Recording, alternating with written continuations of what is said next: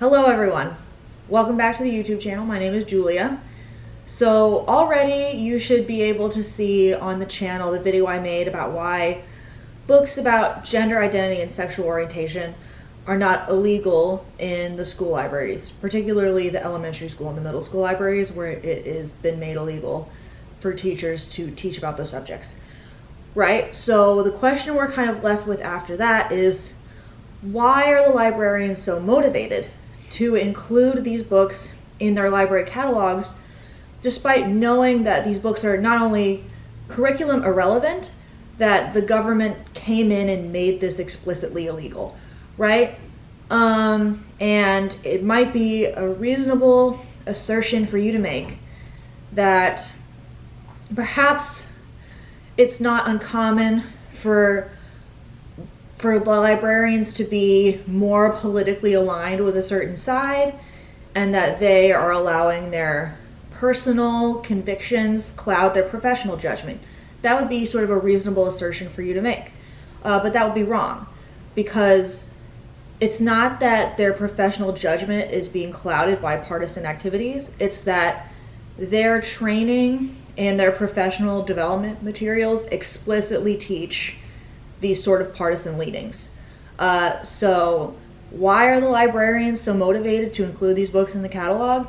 It's because their training actively prompts them to do so.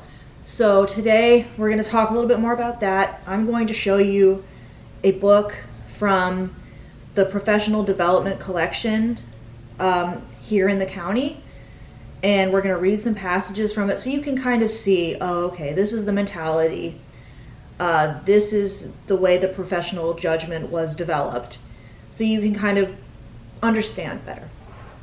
All right, everyone, you might recognize this. This is the school district's website, palmbeachschools.org. So from here, I'm going to go to students and parents and school library media center resources and objection form process. And we're going to go to the catalog, Destiny Library. So you can see 3 district-wide libraries here, and one of them is the professional library. This is a small collection of e-resources and physical books that are kept so that both teachers and school librarians can, continue to be up on their skills, can be knowledgeable about trends in the industry so they can be as good at their job as possible. And today I'm going to show you a resource from this catalog that we are going to read together.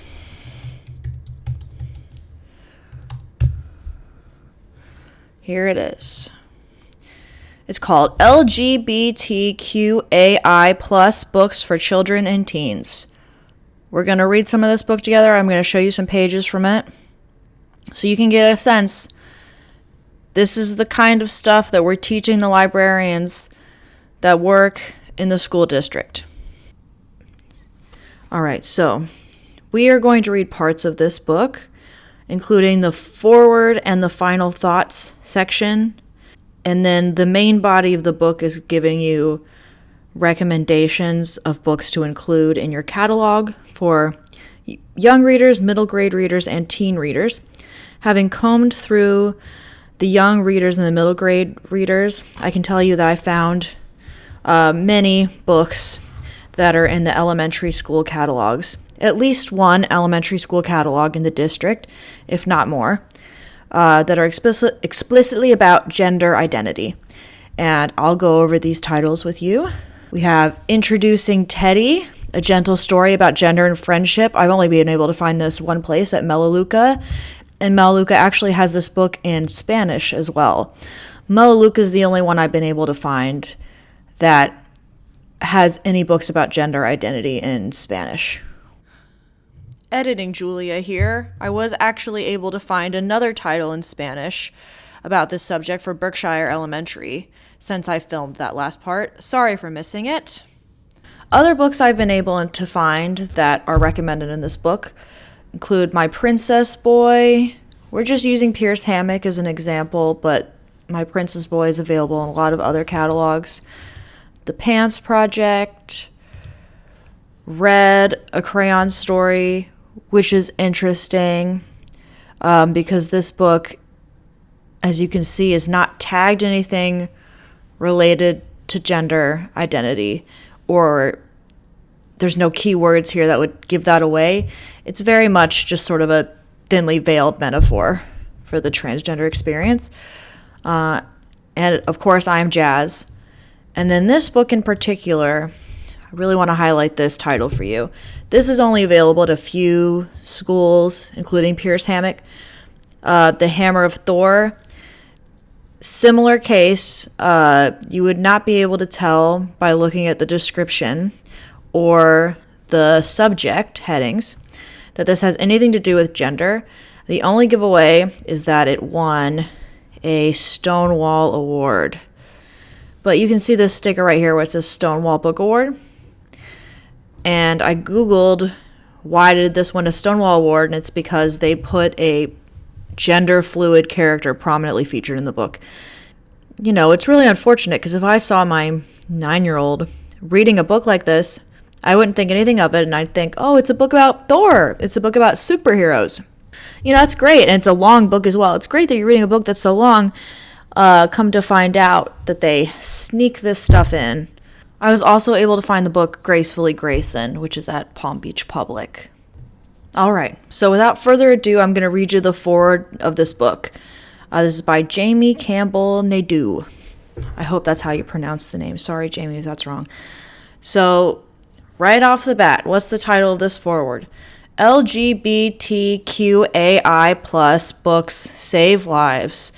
So, if you're wondering, why is my librarian so motivated to put this stuff in the catalog? They believe they are saving lives. Quality books representing culturally diverse children and their families can serve as mirrors, reflecting one's culture, windows, providing glimpses into the lives of other cultures, or doors, allowing one to walk in someone else's shoes. A good book can also save lives and build bridges between seemingly disparate worlds. As a gay child raised in rural Kentucky, I was surrounded by classmates, religious leaders, and caring adults who clearly conveyed that something was wrong with me because I did not fit into society's strict views of gender expression and masculinity. When I was younger, I played with dolls and pink ponies, cooked mud pies and held tea parties, and dressed in my grandmother's scarves and costume jewelry. In kindergarten, I was Raggedy Ann in the Halloween parade, and often found myself in the Playhouse Learning Center where I could cook and play daddy to all the babies. In first grade, my prized possession was a pair of rainbow roller skates. Most of my friends were girls. When I grew older, though, I was discouraged from playing with girls and participating in girls' activities. Today, they would have told you that you were born in the wrong body and blocked your puberty.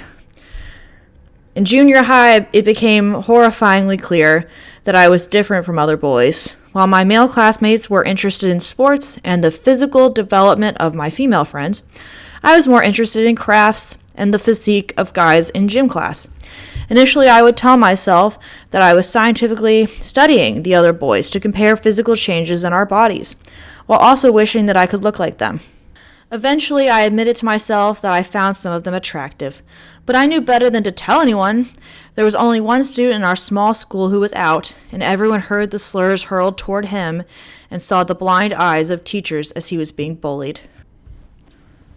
Like many queer teens in rural areas or hostile environments, I learned how to live firmly in the closet. I was alone and thought there was no one like me. Books with LGBTQAI+, lesbian, gay, bisexual, transgender, queer, questioning, asexual, intersex, and other diverse identities and expressions. Characters were not plentiful and certainly not present in my conservative school library. The public library in our town, run by volunteers from the Women's Club, was only open 2 days a week. Even if the library had stocked copies of the few gay-friendly young adult books available in the late 80s and early 90s, I would not have checked them out due to the lack of privacy inherent in a paper-based library card system that allowed anyone to track borrowers of a particular title. So, quick aside, as you know, the paper-based library card system is a thing of the past. We don't have that anymore. Also, I can't speak for every public library, but the Palm Beach County Library System, only 3 of the branches do not have hours on Sunday. Every other branch has hours 7 days a week.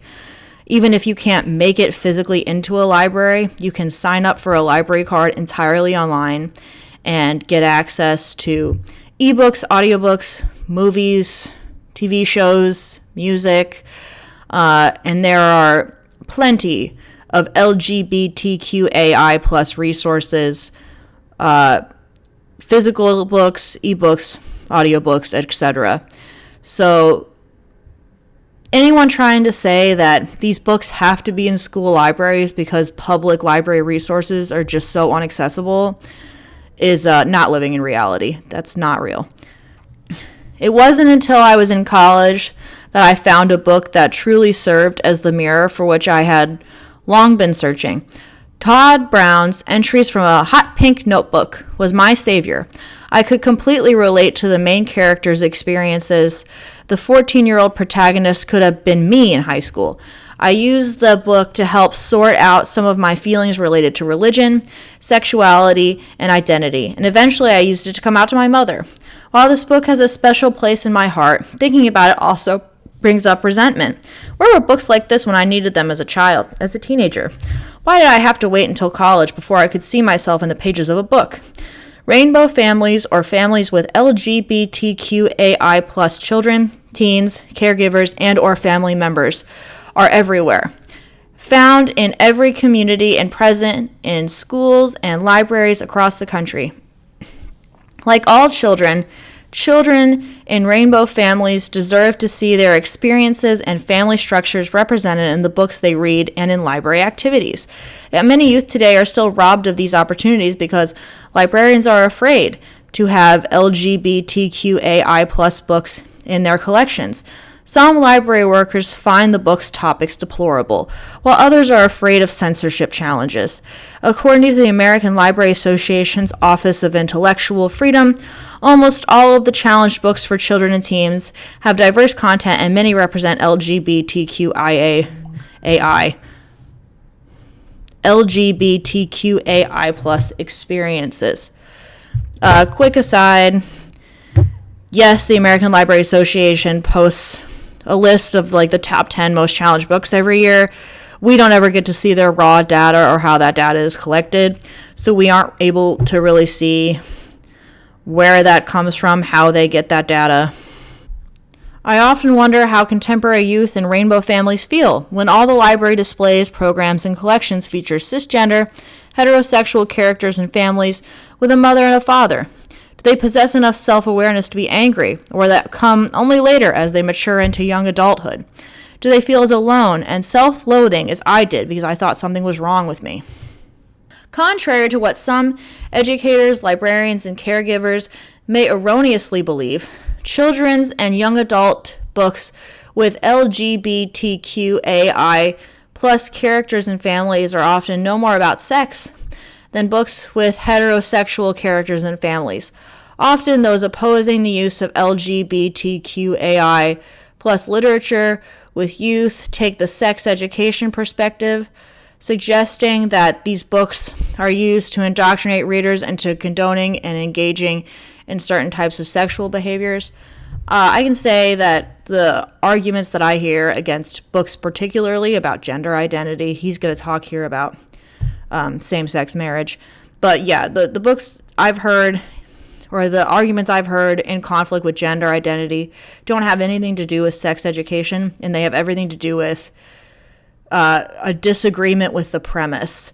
And poll data has shown time and time again that in America, it is a minority of people who believe that you can identify outside of your sex. Most people do not believe that.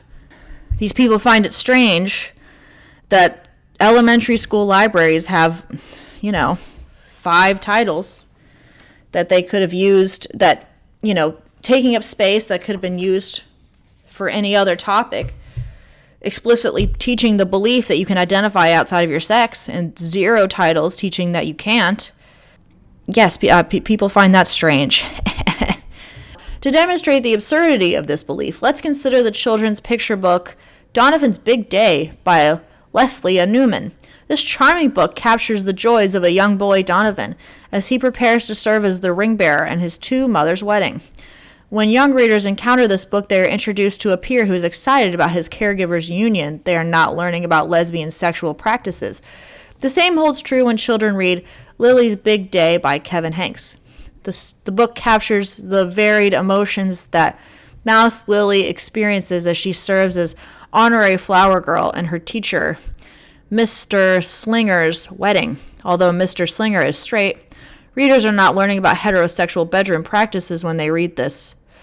Yet many educators will hesitate to use Newman's book while widely embracing Hanks's work. LGBTQAI plus children's books and young adult books are critical to help children see those metaphorical mirrors and windows in literature. As Dorr and Deskins succinctly put out in this volume, these books can be used in many different activities in classrooms and libraries to spark critical conversations and foster understanding of the other in society. The authors have selected a variety of popular and noteworthy titles for children, tweens, and teens with LGBTQAI plus content. Their programming recommendations and links to author websites and book discussion guides will prove useful to librarians, educators, and other caring adults interested in creating welcoming spaces for rainbow families. While readers may not find every noteworthy LGBTQAI plus youth title listed, the suggestions for the highlighted books can be used to jumpstart program planning for other titles that represent LGBTQAI plus experiences. Recently, I was talking with a friend about her nephew, whom she suspects is gay. Unfortunately, the child's father is homophobic and vehemently discourages the boy from expressing his identity. Does this child have access to library collections with books that show him he's okay, even if his father says he's worthless? Are his teachers and librarians astute enough to help him find the right book at the right time to help him survive his homophobic family, or will he end up a statistic, crumpling under societal pressures to conform to such a degree that he takes his own life? This is what the librarians think of you. When you put in an opt-out form saying, I would prefer my child not be able to check out these books, they think you are an evil bigot, that your child needs to survive, and that the librarian is their savior.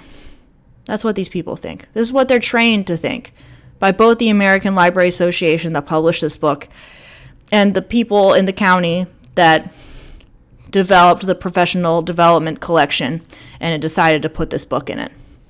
Books can save lives. I found entries from a hot pink notebook during a dark time in my life.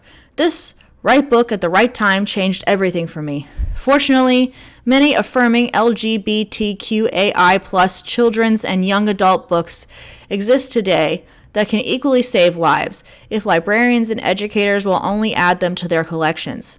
Professional books such as this one are crucial to identifying and using materials that build bridges of understanding and create safe spaces where all are welcome. Are you up to the challenge of saving lives over avoiding potential negative feedback? With this volume in your hand, the answer can be a resounding yes. You know, I've mentioned before, I'll just mention it again. I'm working on a big report of all of the books in the elementary school libraries that talk about gender identity. And there's a lot of elementary schools and also, K through 8, K through 12 books in the county. And there's a very tiny number of libraries that don't have any books about gender identity. And I was going to include in the report like a little thing at the beginning that says, these schools are the schools I found without any of these books, and kind of like a thank you, like a congratulations, thank you for prioritizing responsible collection development kind of thing. But I've decided since not to do that because I don't want those librarians to be subject to any bullying when they go to professional development conferences and things like this, because this is what they would say to him, or this is what they would say to those librarians, that Their decision not to do that is putting lives at risk. Okay, we're also going to read this quickly. This is the introduction to the first chapter, which is recommending books for young readers, the elementary school, younger than 4th grade kind of readers. Books and conversation for young readers. When I was a child, my cousin Andrew was on his way to becoming a talented ballet dancer. Unfortunately, the very posh boys' private school he attended was full of idiots and bullies. One day, a group of them grabbed Andrew's tights and ballet shoes and threw them into a tree, where they dangled mockingly for days. He never danced again. The story was written in a rage at that memory.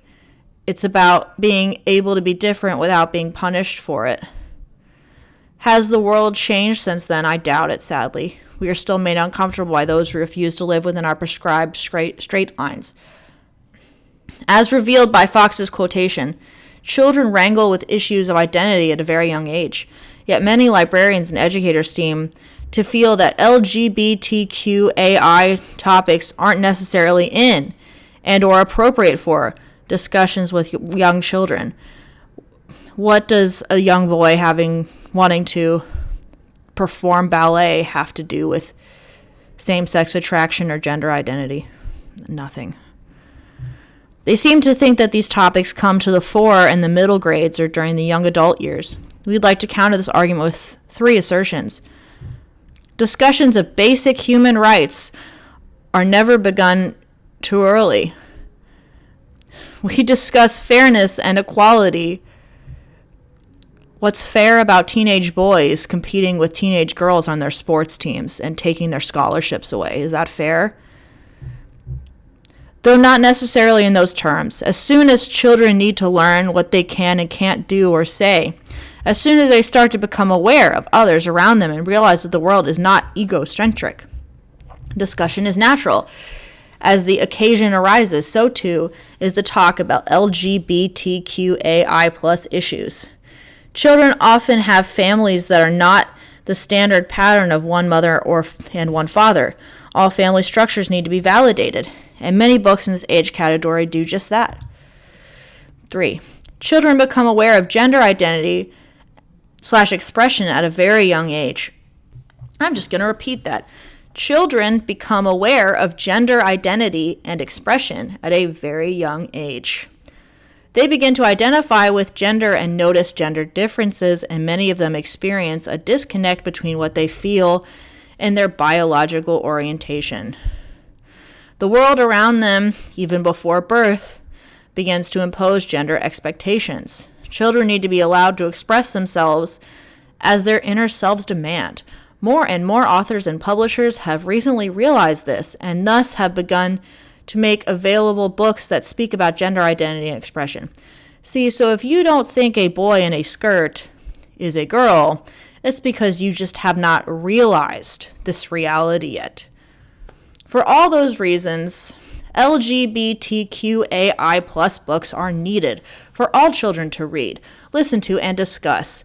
This chapter considers many titles, fiction and nonfiction, new and classic, although not the sum total of important books, that will help children see and understand both themselves and others. Okay, now we're going to read the concluding chapter of the book, Final Thoughts. It's about basic human rights. So what's being applied here? If you opt your children out of these books, you don't value their basic human rights. If you challenge these titles, you don't value the basic human rights of other children. Open, honest talk is needed whenever a child realizes and or questions his or her gender or sexuality, and sexuality. Chapters 1 through 3 have been our way of giving you, the reader and practitioner, several tools to work with. Lists of annotations of quality LGBTQAI plus children's and young adult literature, both new and classic. Conversation starting questions that will hopefully get children thinking and talking both about themselves and others. Resources that you can pull additional information from to enhance the books. Theme ideas that are developmentally appropriate for the age level and that can be adapted for school libraries, public libraries, and classrooms. Reasons for using these books with all children/young adults while offering guidelines for working with other stakeholders. And as we argue, it's never too early to begin the conversations. It's never too early to begin the conversations. These people think that they should be talking about gender identity with kindergartners. Preschoolers. They say it's never too early. If they had access to our toddlers, I'm sure they'd want to talk about it with them too. As children's young adult librarians and teachers, you owe it to your patrons to have the very best possible books ready and available to them at their point of need. Sadly, this does not always happen, for a variety of reasons, including self-censorship. Oftentimes, librarians may not even be aware that this is what they are practicing. We often hear comments like the following when talking with school librarians about LGBTQAI+ books. I have such a small budget that if there is a chance of being challenged, I will move on to other items to purchase. There are too many other options out there for me to choose from. My community is just too conservative to waste my money on books that won't circulate. You know, that sounds like a librarian that's trying to provide an excellent service for the community. These quotations were gleaned from a survey Liz administered before presenting a session on banned books. This way of thinking, whether it be censorship by self-selection or rigid thinking in collection circulation, deprives patrons of the right books at the right time. In some cases, school librarians have justified not purchasing LGBTQAI+ books because they say students are not asking for them. Indeed, in settings with this sort of don't ask, don't tell attitude. Sorry, I will start over. Indeed, in settings with this sort of don't ask, don't tell attitude, questioning students might feel vulnerable and at risk when were they to request such titles. As has been discussed, the library can and should be the safe haven for all students, whatever their beliefs or gender identification. How many LGBTQAI+ students say that reading about others like themselves makes them feel validated? These students deserve representation in the school library collection as much as any other group does. We, as professionals, have done this for other sensitive topics, and this one is just as personal and important, possibly more so. Yes, but there are plenty of other sensitive topics you have not done this for. You will be hard-pressed to find books about flat earth theory, abortion, Scientology in a school library. Do children who have Scientologist parents deserve to see themselves in the school library collection based on this logic that you're presenting to me? What about children who have flat earth parents? What about children who have a mother who had an abortion and she thinks that's very important, she wants to talk to them about it, right? Why don't you have those books?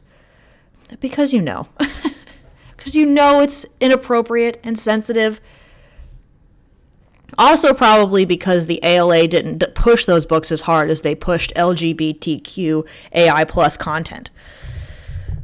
Adults, both we as practitioners and other stakeholders, need to realize and affirm that it's a matter of basic human rights afforded to all.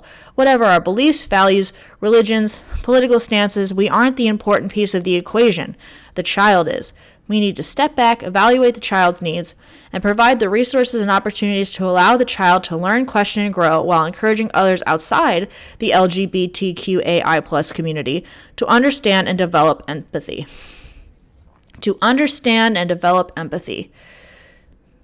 If you don't think a boy in a skirt is a girl, it's because you need to develop some empathy, says this person. To do this, we need to not only purchase materials, but also make sure those materials are visible to students. When teachers ask for book lists or librarians give book talks, make sure these books are included. A study conducted by the University of Central Arkansas's assistant professor Wendy Rickman involving LGBTQAI+ resources in school libraries in Arkansas prior to 2015 concluded most participants have LGBTQAI+ fiction titles on the shelves, have no nonfiction LGBTQAI+ titles or other resources, have not utilized the ALA Stonewall Book Awards and Rainbow lists from which to select book titles, Another example of the American Library Association blatantly pushing this is they give out awards and curate lists. Had no professional development about serving LGBTQAI plus patrons. Responded negatively to having self-identified LGBTQAI plus patrons. Responded positively to having patrons who have not yet identified as LGBTQAI plus. Had not seen or heard bullying tactics towards LGBTQAI plus students and were reluctant to purchase LGBTQAI plus materials, and a few had been harassed for it. Rickman expressed a significant correlation between respondents who had received professional development and the willingness to provide LGBTQAI plus materials. I mean, yeah, reading this book, what does this book imply to us? That if you don't want these books in the libraries, that you don't care about basic human rights, that you lack empathy, and you don't care about saving children's lives. This book overtly states that. So no wonder professional development in that regard would make you want to put these books into the catalog. If this study were to be repeated today and expanded to the country as a whole, we wonder how much progress has been made. This book is an attempt to help further this progress. One example of a greater understanding of the changing nature of LGBTQAI+ is the recurrence of the phrase two-spirited. This term refers to a person who has both a masculine and feminine spirit and is used by some First Nations people to describe their sexual, gender, and or spiritual identity. Originally, all First Nations societies acknowledged that there were 3 to 5 gender roles, and all were acceptable. When the early explorers came, they sought to do away with this multiple genders belief. At the 3rd annual Intertribal Native American First Nations Gay and Lesbian American Conference held in Winnipeg in 1990, it was once again decided that a common term was needed, and two-spirited was selected. Different from bisexual, it is a more fluid term, one that is gaining popularity. Books with two-spirited characters are needed, and are one example of how children's and young adult literature should evolve to respond to the LGBTQAI+ community. It's now our hope that you take the tools we've offered and put them to work in your community and situation with your unique population. Deborah L. Wieland, in her article, Out and Ignored, offers some suggestions for all librarians wanting to create a more welcoming environment for LGBTQAI+ groups. Make sure your collection development and challenge policies are clear and that staff understand the procedure. Clarify your library's equal opportunity statement so that it includes the terms gender and sexual orientation. Have positive reviews that support your materials. Protect workplace speech. Conduct staff training to guard against misperceptions and prejudice. Create/maintain a teen advisory board. Network with local Gay Straight Alliance and other LGBTQAI+ groups for support and education.